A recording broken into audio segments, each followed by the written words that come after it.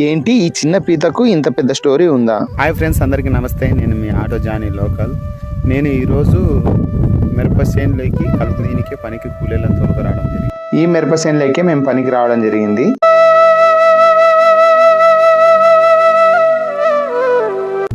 ఇక్కడ ఒక చిన్న కాలువ ఉంది. ఆ కాలువలో కాళ్ళు కడుక్కుందామని వెళ్తుంటే నాకు అక్కడ ఒక చిన్న పీత కనపడింది.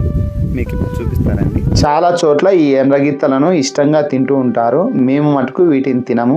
ఎందుకు తినము అంటే ఒక చిన్న స్టోరీ ఉంది, చెప్తాను. పూర్వం మా పెద్దవాళ్ళు ఒక పడవలో సముద్రంలో వెళ్తుండగా ఆ పడవ మునిగిపోవడం జరుగుతుంది. అప్పుడు వారు ప్రాణాలతో కొట్టుమిట్టాడుతుండగా కొన్ని ఎండ్రగిత్తలు, కొన్ని రొయ్యలు వారిని పట్టుకొని వచ్చి ఒడ్డుకు చేర్చి ప్రాణాలను కాపాడుతాయి.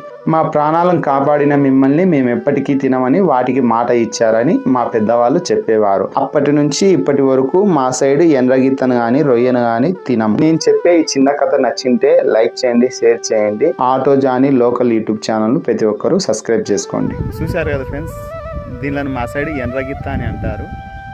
మీ సైడ్ ఏమంటారో నాకు కామెంట్ చేయండి. Okay friends, bye.